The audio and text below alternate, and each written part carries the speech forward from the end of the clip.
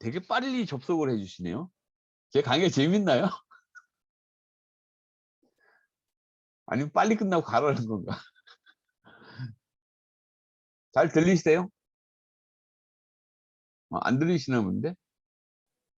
잘 들립니다. 아, 예. 답을 안 주셔가지고 빨리 끝나고 나가라는 거죠. 그 다음 시간 점심 식사하고서는 역시 줌으로 강의 들으세요? 아, 그러시구나. 어쨌든 그래도 오늘은 뭐 학교까지 안 오시니까 좀 그런 괴로움을 좀 덜 하시겠어요.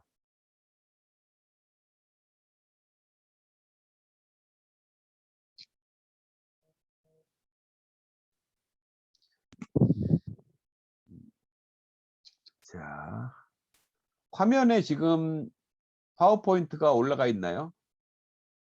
아, 예, 알겠습니다. 여러분들 그래도 반응을 해주시는 게 좋네요.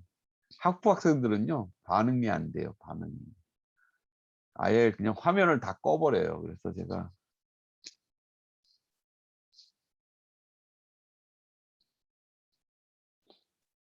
여러분들은 제가 어쨌든 박사를 학위를 드리는 입장이라면 다 드리고 싶어요. 너무 착실하신 분들이라서 이렇게 딱 5학기만 되시면 무조건 박사 하셔야 될 것 같아요. 자, 아무튼 이제 샤넬에 대한 얘기는 이제 좀 아까 하다가 끊어졌는데, 아무튼 저런 걸 통해서 했는데 젊은 층에 가려고 하는 것이 되게 어려웠던 그런 부분이 있어요. 그리고 하나의 브랜드가 이렇게 고착화되면 샤넬 사례에서 보면 샤넬이 지금은 이제 기초 제품도 있고 색조도 다 있잖아요. 근데 기초 제품 브랜드를 내면서 되게 어려움, 지금도 저는 겪는 것 같아요. 그러니까 워낙에 이제 이 향수에 대한 그 브랜드 이미지가 되게 높기 때문에 기초까지 잘할 것인가 하는 고민들이 많았고요. 뭐 향수에 대한 이미지가 있다 보니까 색조까지는 잘 넘어가거든요. 근데 이제 기초까지 가는 부분에서 과연 샤넬이 이거를 또 넘기에는 되게 극복하는 점들이 좀 많았던 것 같아요. 제가 느끼기에는 그랬고, 또 샤넬에 직접 예전에 이제 마케팅 그 책임자로 있는 사람한테 들었던 얘기도 그런 겁니다. 그래서 여러분들도 여러분이 지금 현재 뭐 맡고 있는 부분들이 본다면은 이런 카테고리를 영역을 어떻게 늘려갈 것이냐는 부분은 좀 많이 고민을 하면서 해야 될 것 같아요. 그러니까 뭐 별도 브랜드, 내가 너무 기초 중심이다 그러면 색조를 낼 때 어떻게 갈 것이냐. 국내에서도 또 이런 사례가 있거든요. 참종 같은 경우가 이런 겁니다. 그러니까 처음부터 이제 태생이 그렇다 보니까 또 오너 자체가 나는 기초 중심만 할 거야 하다 보니까 나중에 이제 이 브랜드가, 참종이라는 브랜드가 커지고 나서 색조를 진입을 결국 못했죠. 그래서 사업 다각화라든지 사업 확장에 있어서 이런 것들이 되게 이제 버틀넥이 될 수가 있어요. 그래서 초창기에 내 브랜드가 어느 영역까지 갈지, 내가 가는 거와 별도로 해서 내 플랜은 아까 짜보라는 거죠. 첫 시간에 얘기한 것처럼 여러분이 플랜을 갖고선 접근할 때는 여러분들이 생각하는 부분이 틀린데 막상 그렇게 닥쳐서 하면은 너무도 시행착오를 많이 한다는 것이죠. 그래서 한 번쯤 코로나19 사태가 그런 것 같아요. 이럴 때 아무것도 안 하니까 그냥 같이 하는 것이 아니라, 여러분 그래서 좋은 투자를 하고 계시다고 제가 얘기 드리는 것이, 진짜 바쁠 때 박사 과정 잘 못할 수도 있어요. 근데 이 타이밍에 하셨다가 또 나중에 열심히 좋은 환경이 되면 열심히 일을 하셔도 되잖아요. 또 이렇게 또 걸음이 돼서 좋은 쪽으로 넘어갈 수 있기 때문에. 자, 첫 번째가 브랜드 판타지를 주는 데 있어서 중요한 부분이 스토리라는 거고요. 이 스토리는 어떤 객관적인 분석이 아니라 이렇게 필링이 바탕이 된다는 겁니다. 그냥 느낌이 좋아서 그냥 거기에 끌려서 하는. 그러면 여러분 브랜드에는 이런 스토리가 있느냐를 한번 점검을 해보시라는 거죠. 내가 소비자한테 줄 수 있는 스토리가 뭘까 하는 것들을 한번 좀 생각해 보시라 하는 거고요. 두 번째가 호스트입니다. 호스트.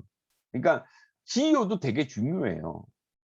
예를 들어서 이제 우 대표님 같은 경우는 이제 회사를 경영하시고, 우리 김수미 대표님도 마찬가지로 이제 회사를 운영하시잖아요. 그러니까 내가 그냥 사장인데 난 월급 주는 사람인데, 이것이 아니라 여러분의 얼굴이 곧 여러분의 회사를 대표할 수도 있고 여러분의 브랜드를 대표할 수도 있어요.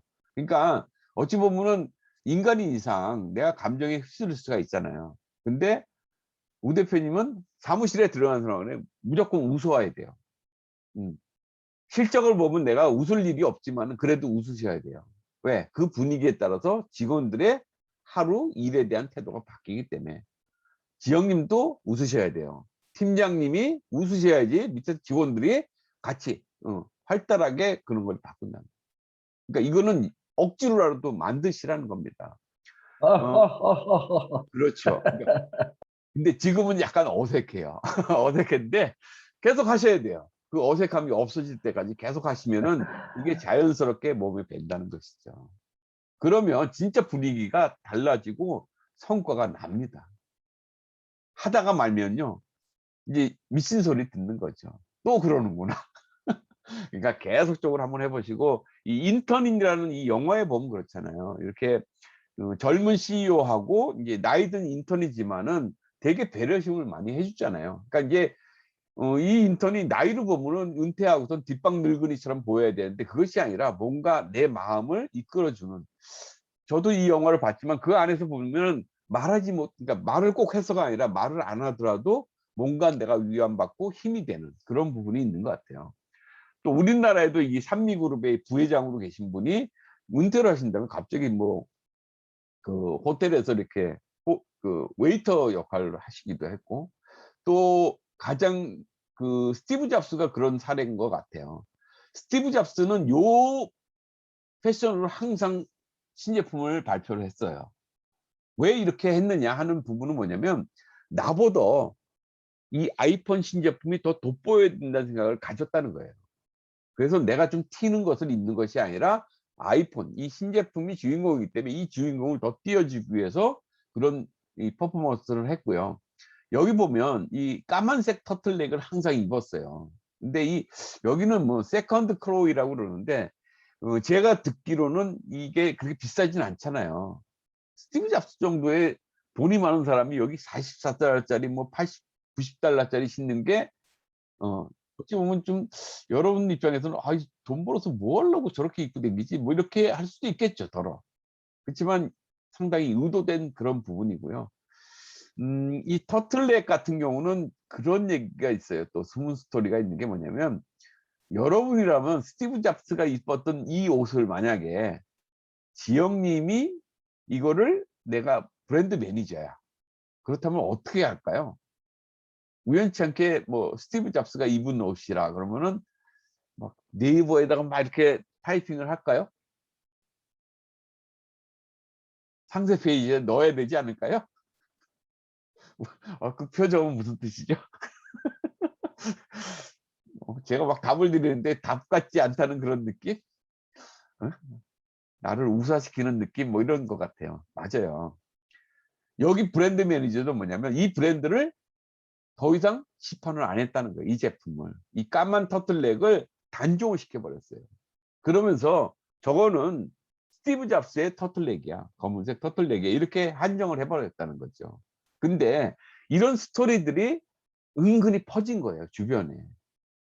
물론 스티브 잡스가 이게 한 벌을 사고 끝난 게 아니에요. 요 옷만 150벌이 있대요. 옷장에 가면 까만색만 150벌이 있으니까 저것도 좀, 좀 그렇긴 해요. 근데 아마 저 스토리가 흘리면서 그 브랜드에 대해서 소비자들이 다시 생각을 했다는 거예요. '아 대단한 회사다. 브랜드 관리를 저 정도까지 하는구나.' 하는 쪽으로 이제 긍정적으로 갔다는 거죠. 자, 저 호스트에 대한 얘기들은 그 안에는 이런 워드입니다. 말을 한마디, 이게 말이라는 건 꼭 입을 뱉어서의 말이 아니라 아까 제가 행동 있잖아요. 여러분 표정. 아까 우리 우 대표님이 하하하 웃는 것도 하나의 워드죠. 그런 분위기를 만드는 것이 대표자부터 CEO부터가 해야 된다는 겁니다. 브랜드에 대한 것들. 그래서 여러분이 브랜드 하나 만드는 것이 그만큼 어렵다는 겁니다. 내 행동 거지. 그래서 아침에, 그러니까 눈을 뜨고서 여러분 혼자 있을 때는 막 괴로워 하세요. 인간인 이상 괴로움을 어쩔 수가 없습니다. 기도를 하든지 하는데 여러분 회사에 딱 들어서는 순간에 '아 나는 내 브랜드를 밝게 해 주는 의무가 있는 사람이야.' 이렇게 변신을 해 보시라는 거죠. 자, 이렇게 얘기하지만 사실은 어렵습니다. 어렵지만은 어려우니까 여러분 그냥 하라는 거예요.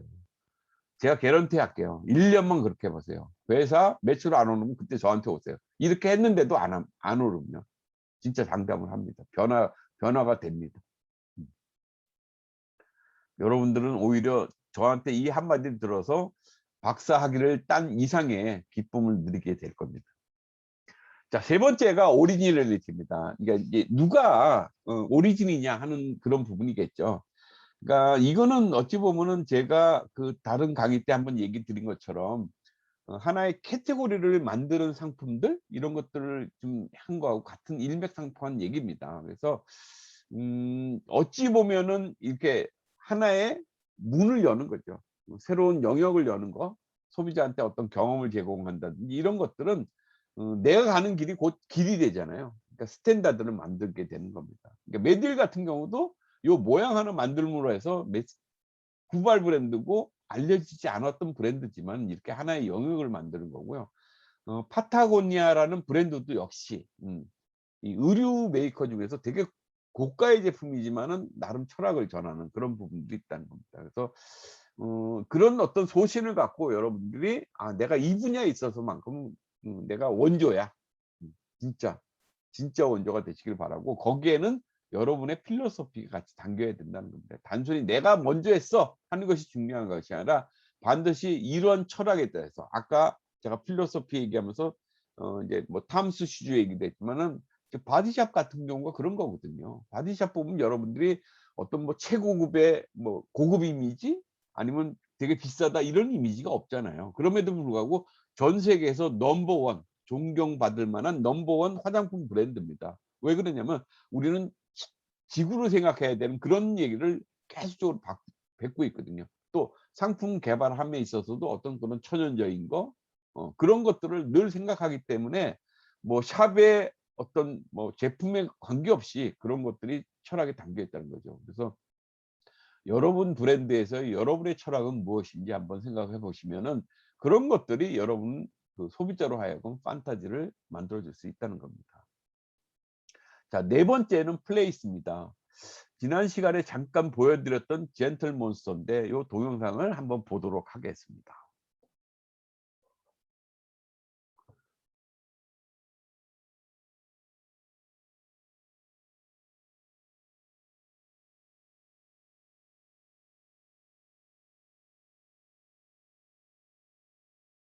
동영상 보이나요?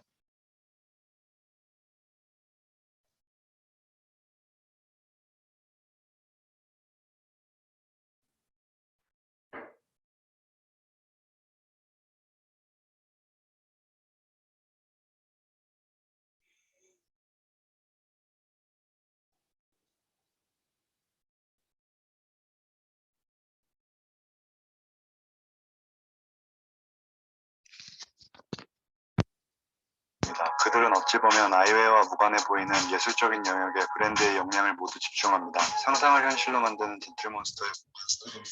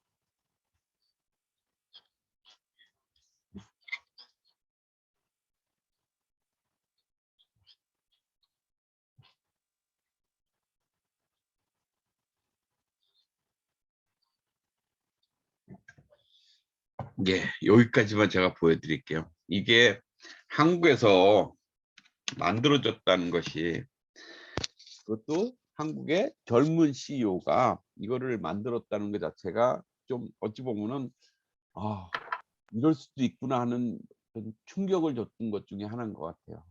아무튼 제가 우연치 않게 아니요, 의도를 갖고 이제 보게 된 건데, 이런 것들이 한국에도 있다는 것 자체가 되게 쇼킹했어요. 음.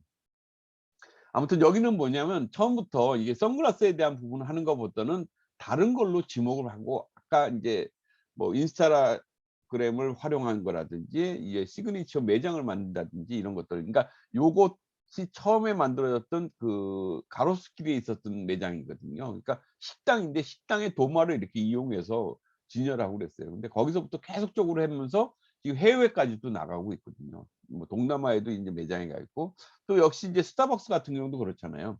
이 두 가지의 특징을 보면요. 이 브랜드 샵들이 들어감으로 해서 인제 그 지역의 랜드마크가 된다는 거예요. 실제로 뭐 스타벅스가 들어가면 건물값이 뛴다고 그러더라고요, 요즘은요. 그러니까 그것만큼 이제 물론 길목을 잘 알기도 하지만은 이런 것들이 있음으로써 소비자가 몰려든다는 거죠. 이건 뭐냐면 소비자를 어떤 회상시키게 하는 어떤 장소적인 부분도 있다는 거죠. 그러니까 다른 어떤 공간에 대한 부분들, 또 같은 제품을 저거 하지만 다른 느낌을 갖게 하는 그런 부분들도 어떤 브랜드 판타지를 만들어 주는 요소가 된다는 겁니다. 다음, 그러니까 화장품 매장들도 뭐 요즘은 이제 코로나19 때문에 이런 부분이 있지만은, 처음에 인제 판매를 하기 위해서 그냥 다닥다닥 제품만 진열하는 거에서 이렇게 이제 외관도 좀 바뀌고 있고 안의 공간들도 바뀌고 있죠. 특히 인제 아모레퍼시픽 같은 경우는 또 인제 맞춤 화장품 시대에 걸맞게끔 체험에 대한 공간들을 더 이제 확대하는 그런 부분도 있는 거죠. 그래서 매장이 제품을 진열하고 창고처럼 쓰이는 것이 아니라 소비자들이 자유롭게, 때로는 이 소비자들이 여기서 머무르면서 막 그렇게 주고받는 얘기들이 우리한테는 상품 개발 아이디어로도 또 활용이 된다고 합니다. 실제 제가 이제 보령 메디앙스에서 근무할 때인데, 그 애기들 제품들을 하는 피셔 프라이스라는 브랜드가 있어요. 거기서 마케팅하는 부분은 뭐냐면, 신제품이 나오면 이렇게 아기들이 있는 방이 하나 있대요. 그 방에다가 그냥 신제품 장난감을 던져 놓은대요. 그러면 아무도 안 가르쳐 줬기 때문에 애들이 많이 손이 짚는 거를 먼저 주시란대요. 그럼 성공 확률이 엄청나게 높다는 거예요. 자, 애들하고 대화가 안 통하잖아요. 근데 애들은 느낌으로 안다는 거죠. 그 컬러든 그게 모양이든 어떤 기능을 하든 그런 부분들 상당히 중요한 것 같아요. 소비자한테 막 강제로 물어보는 것이 아니라 자연스럽게 소비자의 얘기를 우리가 탐지하는 거, 그런 것도 중요한 부분입니다. 이게 브랜드. 그다음에 인제 요거는 소비자들이 이제 매장에 들어왔을 때 경험하는 경험의 곡선입니다. 그러니까 우리가 구매 곡선이라고 얘기를 하는데, 단순하게 '아 들어와서 제품을 사고 가겠지.' 하지만은 우리가 이 단계별로 마케팅이 다 틀려져야 된다는 겁니다. 예를 들어서 그 매장까지 오게 하는, 그러니까 '아 내가 올리브영을 가 볼까?' 했을 때 어떤 느낌 때문에 간다는 거죠. '왜 그 사람은 랄라블라를 안 가고 올리브영을 올까?' 아니면 '그 사람은 왜 세프라를 갈까?' 이런 생각들을 하게 되는 것이죠. 그때까지 역할이 있는 거고요. 또 들어와서는 어떤 즐거움에 대한 거, 또 고객들이 환대해 주는, 그러니까 판매원들에 대한 행동, 그다음에 그 안에서 어떤 이루어지는 프로모션 이벤트, 이런 것들을 다 경험하게 된다는 것이죠. 그러니까 단계별로 짜게 보면서 어떤 모습들이 보여야 되느냐. 심지어는 여기다 배너들도 다 달리해 줘야 된다는 것이죠. 그러니까 소비자들이 동선에 따라서 하는 부분이 있고요. 또 중요한 건 뭐냐면, 소비자들이 여기서 구매를 하고 끝났다고 하는 것이 아니라 이 쉐어링한다는 것, 이 공유라는 건 되게 중요한 겁니다, 아무튼. 그러니까 내가 경험했던 걸 인스타에다 올리기 시작한다는 겁니다. 사용 후기에 올리든지 내 블로그를 포함해서 모든 걸 올리기 시작하고, 그 SNS에 있는 정보들이 다시 이렇게 소비자를 다시 유입시키는 데 활용이 되고 있다는 겁니다. 이런 방법들을 항시 생각을 해야 돼요. 만약에 내가 우리 회사는 매장이 없는데 이렇게 하는 것이 아니라, 예를 들어서 여러분이 전시회 나갔다 하더라도 마찬가지입니다. 전시회에 나한테 오게끔 하는 방법이 뭘까? 그냥 지나가는 사람 호객하는 것이 아니라 사전에 준비를 해야겠죠. 내가 몇 월 며칠 날 어디서 전시를 한다 그러면 나한테 올 만한 고객들 아니면 나한테 관심이 있는 나의 뭐 이렇게 에이전시들한테 미리 통보를 다 하시잖아요. 자, 그걸로 인해서 벌써 오는 거예요. 근데 보통은 그 작업을 안 하고 그냥 '아 왔으니까 다 돌아다니다가 나한테 우리 매장에 올 것이야?' 안 와요. 효과가 틀리다는 거예요, 얻어 걸리더라도. 두 번째, 왔을 때 거기서 뭐 요즘 다 하잖아요. 뭐 인스타그램에 뭐 이거 등록하면 계정만 등록하면 뭐 샘플 드려요. 다 하거든요. 근데 재미가 없어요 이거는. 뭔가 이벤트를 하고 좀 다른 얘기를 해 줘야겠죠. 그래서 머물게 하는 거, 내 응대들. 보면은 때로는 오너는 다 인제 그러니까 돈 들여서 나오니까 엄청나게 세밀하게 하거든요. 근데 직원들은 교육도 안 시키고 와요 전날. 그러니까 사전에 전시회를 간다 하더라도 한 1주일 이상 교육을 해야 돼요. 여기 가서 또 시뮬레이션 하고 뭐 어떻게 해야 되는지. 왜? 머무는 시간은 짧기 때문에 이런 부분들. 그다음에 이 고객들이 우리 전시장을 보고 나서 갔을 때 뭐 온라인을 통해서 구매를 하든 매장에 가서 구매를 하든 할 수 있다고 생각하고 이 쉐어링을 해 줘야겠죠. 이런 것들을 다 활용만 하더라도 엄청난 마케팅 효과가 있는데도 불구하고 그냥 전시에 나가는 거 준비하는 데 바쁘고 갔다 오고 나서 지치고 끝이에요. 그럼 뭐하러 돈을 들여서 전시회를 갔냐는 거죠. 그러니까 이런 어떤 목적성을 정확하게 하고 가서 좀 피곤하더라도 그 결과물을 계속적으로 누적하다 보면요, 전시회가 한 번 할 때 10번 할 때 틀려집니다. 그럼 10번 했을 때는 진짜 큰 어 축적된 자산이 될 수 있다는 것이죠. 그러니까 요런 경험 곡선을 좀 여러분 활용하시라는 거고, 마지막에 인제 그 패키지에 대한 겁니다. 그래서 이 패키지도 어떤 뭐 제가 얘기할 수 있는 거는 2%의 차이점이에요. 그러니까 다 똑같은 패키지인 것 같지만 기능에 따라서 틀리고요. 예를 들어서 이 뭐 이렇게 캡슐형도 마찬가지잖아요. 이 캡슐을 다 재활용으로 버릴 수도 있는데 이렇게 해서 매장 자체를 이렇게 이쁘게 도안하는 시그니처가 될 수도 있는 거고요. 뭐 이렇게 립스틱 같은 거, 그러니까 메이크업 같은 경우는 용기 디자인 자체가 기능을 이렇게 하기도 하고, 때로는 요런 것들이 좀 남들과 차별된 어떤 상품의 차별화가 될 수도 있는 부분들입니다. 그래서 나의 제품은 패키지에서 어떤 차이가 있는지를 한번 만들어 주면 그거로 인해서 소비자들은 여러분의 브랜드에 대해서 소위 말해서 인제 환상을 갖게 된다는 겁니다, 판타지를. 자, 여기까지고요. 이제 거의 끝나야 되는데 이거는 제가 처음에 얘기하려고 했던 겁니다. 근데 오리엔테이션 때 얘기 못한 부분들, 그러니까 화장품의 본질에 대한 건데 뭐 이 얘기는 여러분 다 아실 것 같아서 넘어갈게요. 그래서 예를 들어서 2천 원짜리 영양크림 하면은 사람들이 의구심을 갖는 거 그런 부분인데, 여기에 중요한 것들은 우리들은 간혹 브랜드 얘기만 하고 성분에 대한 얘기가 되게 중요하다고 생각하는데, 제가 그래서 성분표를 한번 이렇게 붙여 봤어요. 이게 뭔지 아시냐는. 모르겠죠? 성분표만 보면. 어떤 브랜드인지 모르잖아요. 그쵸? 이것도 그렇고. 근데 이 중에 더후도 있고요. 설화수도 있어요. 근데 이것만 딱 했을 때는 이게 뭔지 모른다는 거예요. 근데 우리는 간혹 가다가 제품의 성능이 중요해, 제품의 품질이 중요해 얘기만 하는 거죠. 소비자들은요 이렇게 했을 때 구분을 못 합니다.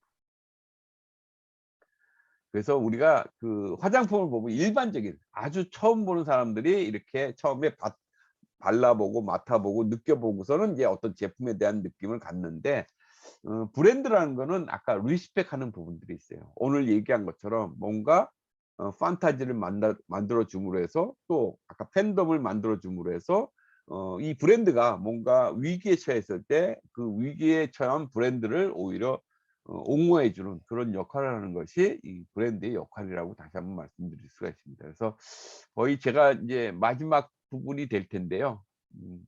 그래서 인제 뭐 이런 시대가 흘러서 브랜드 제품이 바뀌고요, 모델이 바뀐다 하더라도 이게 가지고 있는 브랜드에 대한 것들은 계속적으로 지속이 되는 거고요.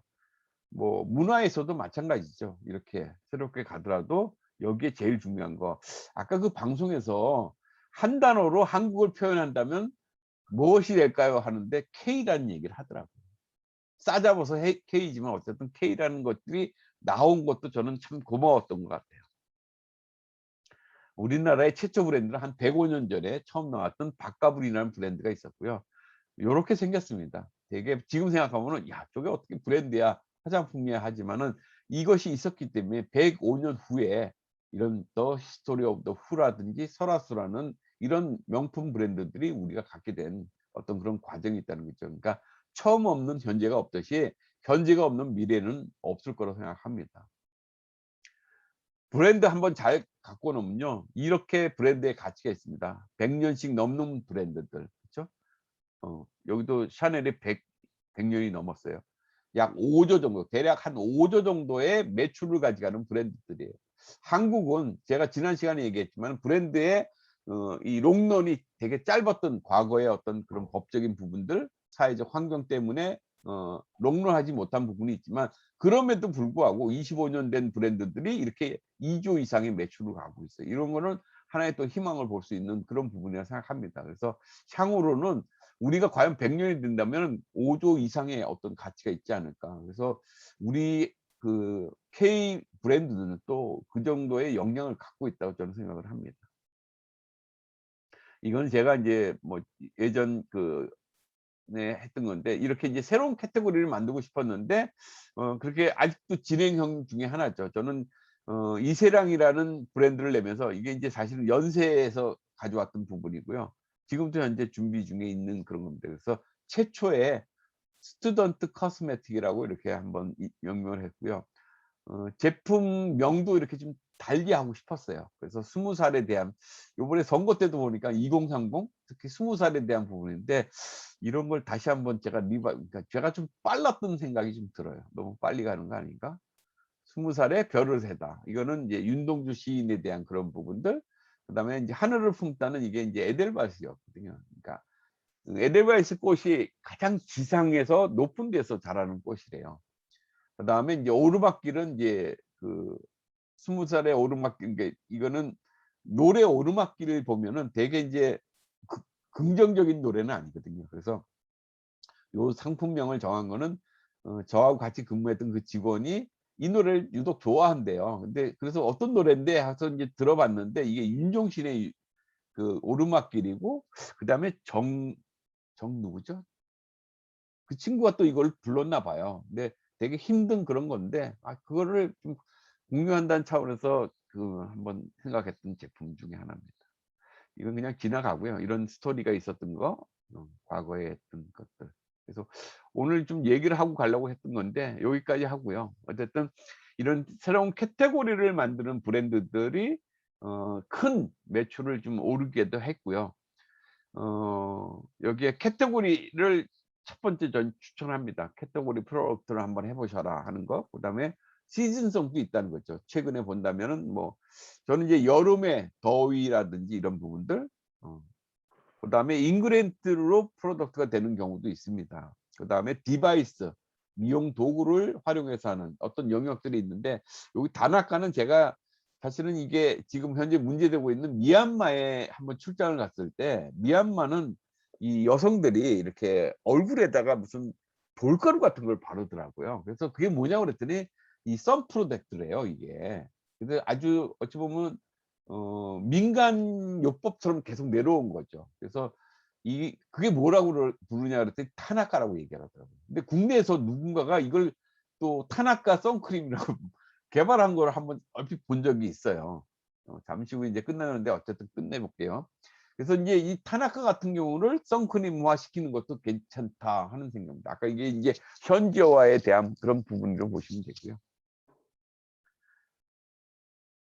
자 여기까지 해서 제가 급하게 인제 오늘 수업을 인제 마무리하도록 하겠습니다. 왜냐면은 여러분 또 식사 시간도 있어야 되기 때문에 제가 무한정 끊으면 지금부터는 저를 미워할 것 같아서 예 여기서 이제 마무리하도록 하겠습니다. 그래서 오늘 KBT에 대한 얘기를 했는데 사실은 브랜드 마이그레이션이라는 얘기를 드리면서 어떤 이런 컬처가 무조건 처음부터 쾅 떨어지는 것이 아니라 단계를 거쳐서 이런 것이 나온다 하는 것들을 다시 한번 말씀을 좀 드리고요. 그다음에 브랜드 판타지를 만들기 위해서는 우리가 아까 요소들 그래서 각 요소들에 대한 것들을 여러분이 고려를 하셔서 단지 이제 가격 경쟁이 아닌 브랜드가 롱런할 수 있는 그런 어떤 브랜드 판타지를 한번 찾아보셔라 하는 부분들을 말씀을 드렸습니다. 여기까지 말씀을 드리고요. 다음 주에는 이제 브랜드 스토리와 관련된 얘기를 좀 드릴 겁니다. 그래서 과제는 지난번 냈지만 여러분의 브랜드 하우스, 그래서 소속 회사의 브랜드 하우스를 작성해 보시거나 아니면 이도 잘 모르겠다 하면은 인천광역시의 어울이라는 브랜드에 대해서 한번 여러분들이 브랜드 하우스를 한번 만드셔서 저한테 제출해 주셨으면 하는 바람입니다. 자, 제가 오늘 강의는 또 온라인으로 또 어쩔 수 없이 또 진행을 했지만 여러분들이 잘 따라와 줬기 때문에 큰 무리 없이 진행이 된 것 같습니다. 몇몇 분들은 또 접속하면서 오디오나 이런 부분이 좀 어려운 부분이 있었는데 참고로 이 동영상은 제가 올리지 말까요? 올릴까요? 올려주세요. 올려요? 안 보실 거잖아요. 예, 알겠습니다.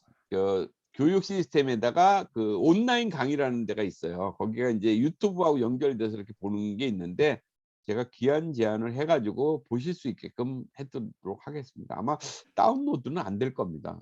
기대하지 마시고요.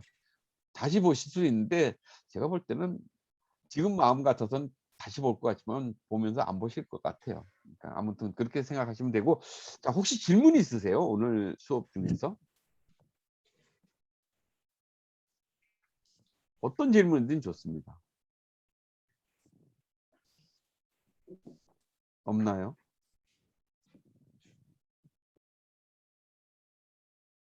교수님, 과제 꼭 어울이라는 브랜드로 안 해도 괜찮을까요? 예. 혹시 내가 다른 브랜드를 선택했다면 그거 하셔도 돼요. 근데 내가 네. 브랜드를 지정을 받았으면 좋겠다. 숙제니까. 우리 그렇잖아요. 지정해 주지 않으면 숙제라 생각 안 하고 안 하게 되니까 지정을 받으면 좀 더 압박감에 할까 봐 제가 어울이라는 브랜드를 추천드린 거고요. 네. 그다음에 어울이라는 브랜드에 대해서 제가 조만간 또 이렇게 자문을 해줘야 될 입장이 돼서 여러분들은 어울 브랜드에 대해서 어떻게 생각하시는가, 문제점을 혹시라도 지적을 해주시면은 제가 참고될까 싶어서 했습니다. 이것도 역시 네. 아까 말씀드린 집단 지성에 대한 지혜를 모으는 방법이기 때문에 제안을 드린 거고요. 교수님, 예, 혹시 그 브랜드를 예. 어떤 뭐 기업 예를 들어서 뭐 뚜레쥬르라든지 파리바게뜨, 뭐 베스킨라빈스 이런 거를 하나 해도 상관이 없을까요? 상관없습니다. 해보고 싶어졌어요. 아, 예. 그런 정도의 마음이 생겼으면 너무 좋습니다. 네, 잘 감사합니다. 나올 것처럼 한 걸 하세요. 그게 숙제를 쉽게 하는 겁니다. 과제를 할 때 거리가 있는 것들을 하세요. 그러면 좋은데 쉽지는 않아요. 하다 보면요, 지금은 쉬워 보이죠. 두 번째, 세 번째 칸에 가면은 일단 브로킹이 됩니다. 뭐지 이거? 그래도 재밌게 지금 하세요. 계속 바꾸고 있습니다. 계속 지금. 그게 좋은 겁니다. 처음에 막 글을 써가는 것이 중요한 게 아니라 빈칸 생겼을 때 빈칸에서 잠깐 멈춰보고 내가 한번 생각해 보는 거. 제가 과제를 드리는 건 뭐냐면 여러분이 생각하는 시간을 가지면서 여러분의 능력들이 배양이 돼요. 아니면 책을 보고 그대로 이렇게 답습을 하게 되면요, 오래 못 갑니다, 그 기억들이. 그래서 여러분들이 좀 힘들더라도 해보시라는 것이, 해보다 보면은 여러분이 경험을 통해서 알게 되는 그런 부분이 있기 때문에 여러분의 나쁜 교수님이 되기로 했습니다. 또 다른 질문 있나요? 예, 아무거나 하셔도 됩니다. 교수님 그 댁이세요? 네, 맞습니다. 그 마이크가 동그란 게 이거는 제가 작년에 이제 이렇게 온라인 강의를 하다 보니까 듣는 사람들이 가장 중요한 게 이 마이크더라고요. 소리가 좀 좋다고 얘기를 많이 하셔서. 국산입니까? 예, 국산입니다. 근데 가격은 한 7만 원대? 근데 요 정도 하니까 듣는 사람들이 훨씬 좋다고 그래서 산 보람을 느낍니다. 그거 사고 싶네요. 고객에 대한 리스펙입니다. 나중에 제가 이거 사시게 되면 제가 샀던 그 브랜드를 알려 드리죠. 예, 좀 알고 싶어요. 예. 저도요. 구매 링크 알겠습니다. 보내주세요. 예. 그럼 이제 카카오톡에다가 올려 드릴게요. 이거 박스도 네. 있어요, 이렇게. 가방이 있는데 되게 이쁘더라고요. 저 위에 있습니다. 제 옷, 저 책장 위에 있고. 저기 하는 데는 제가 방송을 따로 안 하고요. 여기 보면 사실은 이 조명도 사실 있어요. 근데 조명 클 일은 거의 없더라고요. 좀 낮이나요? 그 정도까지 저 유튜브 하는 건 아니기 때문에. 또 다른 질문이 있나요? 예. 빨리 사라지고 나 밥 먹어야 되니까 사라지라고 그러는 표정 같습니다. 자, 그러면 다음 주는 아마 또 오프라인에서 또 여러분들을 만나 뵙지 않을까 하는 기대를 가지면서 여러분 기대 안 할 수도 있고. 휴방입니다. 다음 주 아, 다음 주 휴강이에요? 7일 전체 휴방하기로 하셨어요, 교수님. 저만 모르는 휴강을요? 왜 제가 휴강? 지난주 수업 끝날 무렵에 말씀드렸었는데. 끝날 때 저한테 얘기를 해줬어요? 다음 주에 왜 휴강이죠? 17일 날? 그냥 휴강인가요? 그냥? 아니요, 교수님 중간고사 기간이기도 하고요. 그래서 시험을 그때 이제 안 보시고 휴강하시는 교수님이 계셔서 그때 제가 살짝 말씀드렸었어요. 기억나네요. 그거에 맞아요. 따라서 뭐 저거 한다는데 난 결정된 거는 몰랐었고. 아, 다음 주 그러면 안 오실 거예요? 저희한테 의견 모아달라 그랬었어요. 아, 그러니까 그게 이제 휴강으로. 아, 알겠습니다. 그럼 다음 주에 안 뵙죠 뭐. 그럼 과제는 여러분이 따로 제출하는 걸로 하고요. 네, 교수님 과제 언제까지 제출 드려야 돼요? 언제까지 내고 싶으세요? 천천히. 최대한 길게? 이게 예, 박사 딸 때까지. 너무 좋은데요? 예, 학점은 제가 개런티 못 하겠습니다. 좋습니다. 그러면 정해 볼까요, 한번? 다음 주 시험 몇 과목 보세요? 시험 다 봐요? 저희 시험 한 과목만 봐요. 근데 다음 오. 주에는 안 보고요. 24일 날 한 과목만 봐요. 지훈군 교수님만 보세요. 아, 그렇구나. 그 나쁜 교수님이시네. 네.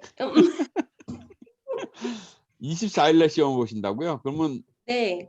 그 시험 보고 나서 과제를 내고 싶으세요? 어떠세요? 전체적으로. 시험 보고 나서요. 아, 그때까지 스트레스 많이 받을 텐데 이거 먼저 끝내신 게 좋을 텐데. 가끔은 제가 강제하는 게 여러분들 좀 편하게 할 거예요. 아마 다음 주에까지는 여러분들이 시험 공부를 절대 안 하실 것 같으니까 다음 주까지 내세요. 그러고선 다음 주에 시험 공부를 하시고 시험을 24일 날 잘 보세요. 그게 맞는 것 같은데. 아닌가요? 저희를 너무 잘하세요. 아, 그래요? 그렇게 하세요. 그러면 17일까지 해서 각자 제 메일로 보내주세요. 메일은 여기로 보내시면 됩니다. 뒤에. 여기 나오죠? 네. 예. 그러면 원래 제가 발표를 시키려고 그랬는데 발표를 넘어갈게요. 하시고 싶으세요? 아, 두 손 든 사람이 하시고 싶다는 건데 세훈님이 아니라고요? 예. 알겠습니다. 그러면 일단 그 발표 없이 제출을 하고 제가 봐서 진짜 잘하신 분이 있으면은 너무 억울할 것 같아서 제가 다음 수업 시간에, 다음 주는 휴강이고 그 다음 주 시간에 혹시라도 시간이 되면 잠깐 짧게 발표를 시키도록 할게요. 근데 다 못하셨다 그럼 발표를 안 시킵니다. 뭐가 좋은지 모르겠죠. 알겠습니다. 그러면 다음 주에